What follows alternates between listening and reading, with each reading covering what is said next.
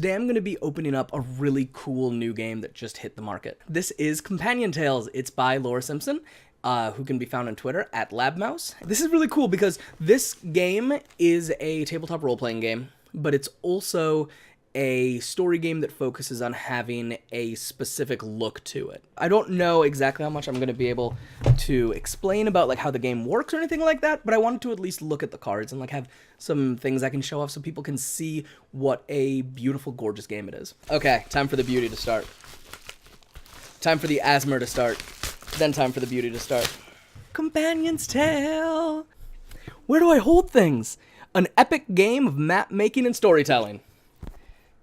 Already, you've got just a beautiful look to it. Like, this is something you can have on your shelf if you've got a whole bunch of board games, or it's something you can have on your shelf that's, like, out somewhere. It just has the advantage that you can show this to people and say, hey, let's play this game. And they're like, oh, I don't want to do your D&D thing. I don't want to be rolling dice. I don't want to be doing silly character voices. And you just kind of sneak them into it. Companion's Tale is a map-making storytelling game where you tell the tale of an epic hero righting wrongs and saving kingdoms. The hero acts and leaves others to tell the tale. You play those others, the hero's closest companions. Whose version of the heroic tale will become canon, and whose will be a footnote to history?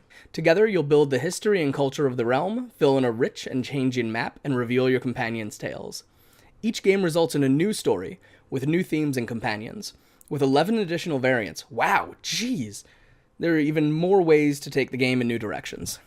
Okay, let's get this stuff off and look at some of this stuff. Oh my gosh, can I get the lid off? I'm trying to get the lid off. All right, right when you open it up, what we have in here, we've got a rule book, a deck of little cards, and we have a deck of big, gorgeous cards. I don't want to go through all the rules because I don't want to be like, this is exactly how to play the game. But here's the overall structure of the game, because that kind of gives an idea of what we're going to be doing with these cards, so that when I take them out and we take a look at them, you can see what's happening with them. So, overall structure. In the prologue, the players draw on the map as they answer questions about the world. In the 3 acts of storytelling, the players take turns in 4 roles to tell the story of a hero. Each act has a historian phase, 4 story rounds, with 4 individual turns per round, and a biographer phase. The historian phase is before the story round. It begins an act. During each story round, the players take turns in each of the different roles. The biographer phase is at the end of the story rounds and closes out the act.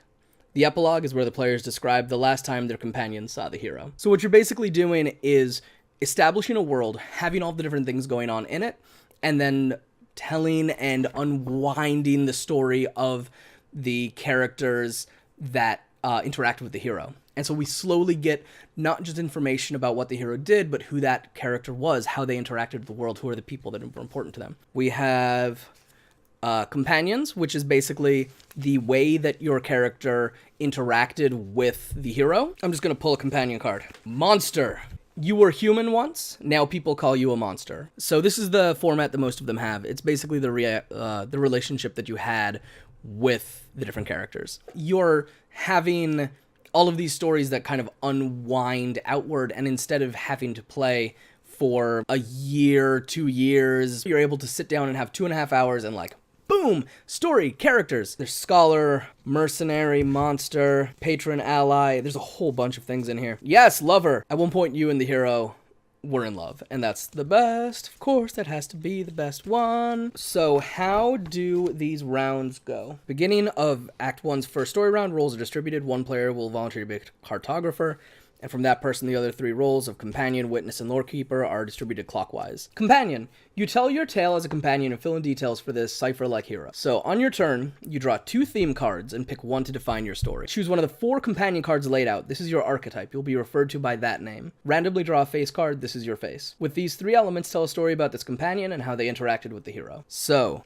these are the face cards. These are extremely cool because they are the faces that you might see in the game. Oh, some of these people I definitely recognize also, because some of them were patrons of this game itself. I've got a couple of basically the rules that you have for the role that you're in. Basically an explanation of what you're going to be doing. But they're super neat.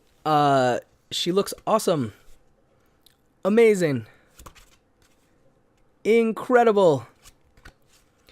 And just all of them are super different from each other. There are no two cards that are really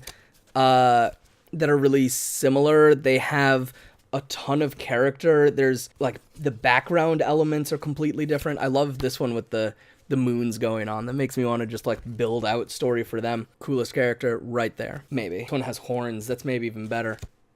Let's go through what a round would look like for one of the companions. Part of the joy of this game is that you're busting out of the standard archetypes that you might be expecting. There's cards in here that you look at it and you go like, oh yeah, that's the rival, definitely, no question. Because they maybe look like a little sinister. They're kind of bathed in like a red light or something like that. But that could be the mentor, the protege, or somebody entirely different. And that's really cool. Let's see what we've got. Card setup. Set out 4 companion cards. The themes: disorder or deceit. Once the people revolted against the laws of the land, or once the people discarded propriety and social ritual. And deceit, once a clever plot led an innocent into a trap. And once a great and grave truth was revealed. So I know I'm going to do one of those 2 themes. Already in front of me for the whole table to see, there have been 4 companions: the ally, the outsider, the nemesis, and the mentor. I'm going to take deceit. Once a great and grave truth was revealed, or once a clever plot led an innocent into a trap, and the mentor. Then, once you have these 2, you're essentially ready to tell your story, except you then draw your face card. I think it's really cool that you get choices in terms of the theme you're going to do, although not an enormous amount of choices. It does tell you basically this is where this story and where this world is headed, but you get some choice about what your relationship is with the hero, which means that you don't need to get like pigeonholed into, oh, it was a time of darkness and you are the lover, and now explain a super dark love story. Have fun. What you don't get to have any control on is who you are, because that is, kind of the truth of the world. With these 3 elements, tell a story about the companion and how they interact with the hero. Tell the story from a first-person point of view. The companions does not have to create a seamless linear narrative with other companions. Group your companion, face, and theme card together for later use. That then starts to change things, and it starts to change what's going on the map. It starts to change what the story we have. We now know that this character was the mentor of our hero. We're going to have this really deep story where all of these different characters have moments that they've connected you. And it means that you don't have the defaults that tend to fall into fantasy storytelling. Let's say you choose the lover, because it's a card on the table, so of course you're going to choose it. Why wouldn't you? Hey, you'll never find this character as the lover in 99% of fantasy stories. She's older, and she has cuts on her face, and she has some, she might have disability. There's a possibility that she can't see from the eye that's been cut open. And that means that she's not going to exist in D&D games. And she should. There's no reason she can't. That is where this is really exciting, is it has the opportunity for your character to then be a person. Because, of course, this person can and should and will find love. Why ever should that not be possible? But in these really entrenched stories that we get fed over and over and over and over again, that's not a possibility. And that really sucks. So why not challenge that? Amazing. Let me see, what else have we got in this box? So it has further explanation. There is a cartographer who modifies the map and changes what happens on it. A witness, you provide updates to existing events from a bystander's point of view. This almost sounds like, oh, cool. This is building out some of the world that isn't what's happening with the companion. So the companion tells a story in one place, and you look at the map, and you go, okay, but something else is happening over here. Pippin, are you asleep? No, you're awake. You're just super sleepy. There's a lore keeper that adds culture to the world. What's really cool with this game is there's not an enormous amount of text in each section. Here's the lore keeper. What is my duty? Create culture as part of the world. On your turn, briefly describe a piece of lore that describes some of the culture of the realm. This is recorded/interpreted by the cartographer. Some examples: song, poetry, mural, fable, theater, slang, myth, cultural movement, games, sports. When you complete your turn, the story round is complete. All players rotate roles. That's done! That's everything you need to know for that section. No one needs to read this book before you play. That's incredible. Avoid consensus, safety first. The GM's section is 3 pages long, and it doesn't need to have more because you want to just build the story. This could be a little party game. This is a pick up and go game. You totally can just put the game on the table and go, especially if you have someone who knows the game ahead of time. But I don't even know if you would necessarily need that. All of the text is simple and clear. There's not a lot of space for like, oh, check this other table, check this other place.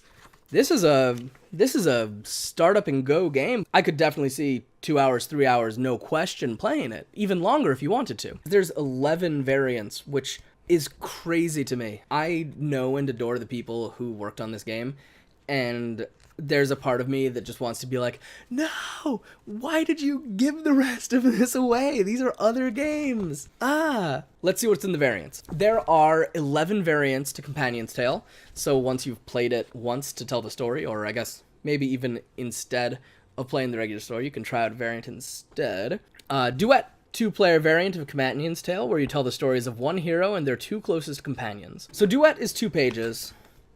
It looks like most of these rule variants are about 2 pages. In Diaspora, you expand the game for 6 to 8 players. You do this by playing 2 separate but linked games, describing a people who came from a common origin but diverged as they left for new lands. That's cool. So this really could turn it into a party game if you have a group of people that are willing to play a 4-hour game. Cool. The Lover's Tale. In Lover's Tale, each companion is someone who once loved the hero. Throughout their stories, the companions experience different forms of love and reflect on how it impacted their companionship with the hero. So that is the best version. Maybe the only version? That one's only 1 page. It's a pretty simple change. So once you've got all your cards and everything, it doesn't take much to switch over to it. This is the Pasión de las Pasiones version, A Tale of Villainy. The hero has companions at their side, but is considered by most to be a villain. Oh, that's cool, just taking it and kind of just swapping it around. So what if we combine villain mode and lover mode and have sexy villain mode? This is a good plan. Is that 5 I've done now? Next one is First Contact. You tell the story of the 2 groups of people that come into contact for the first time. Next setup, this is number 7. Creation Myth, number 7. We'll follow the tale of a hero and their companions, but also watch how their legacy grows far beyond them. This right here is your, I'm building a D&D world. An endless wheel in an, number 8, maybe? I should have just counted these. In an endless wheel, we tell 2 stories. First, a brief glimpse of an ancient world with its own hero and companions, and then we tell a deeper story in the vein of standard Companion's Tale, but seeing reflections of the ancients in this new growing story. Wheel of Time! We've done this 1,000 times, Laura Simpson. Fallen Companions. In Fallen Companions, number 9? 10? The hero's story becomes entangled with ghost stories and eerie fates.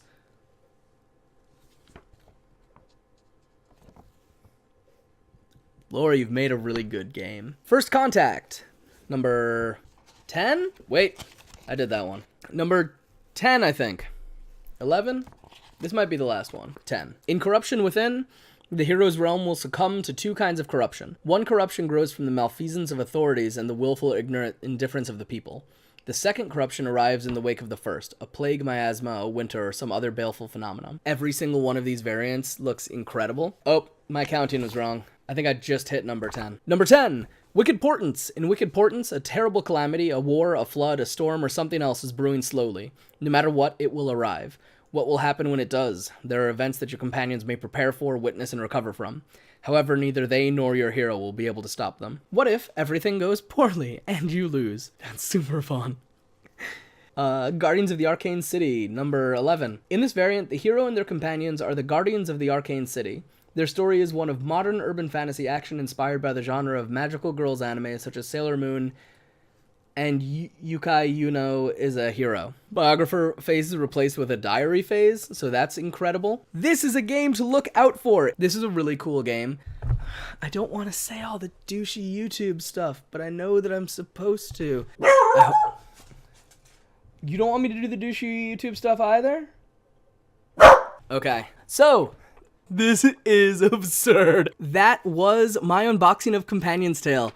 Thank you so much for tuning in. I'm going to keep on trying to do these kinds of unboxings when I get product RPGs like this and do PDF unboxings of RPGs that don't have that. Additionally, you can see a bunch more on my channel at twitch.tv/drcaptaincobalt, and you can keep on watching here because there's going to be more stuff. There's definitely soon going to be some videos where I really explore deeply into Masks, A New Generation by Brendan Conway, as well as a whole bunch of game design things and GM advice and hopefully some player advice. If there are things that you would like to see, let me know, because I don't know exactly what people want. Except I do know they want to see this dog, because look at him, he's got a bow tie. Where are my buttons? Like, subscribe, let me know what you liked about the video, what you didn't like, and just have I ever watched a YouTube video before? Just this is the worst. I hate this. I hate this. This sucks. 2019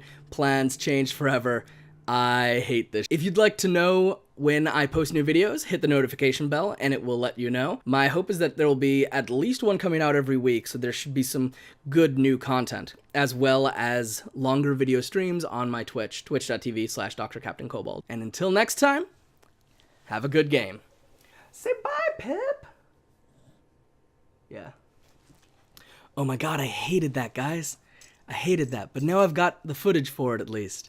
So that's good. Oh, are you sleepy?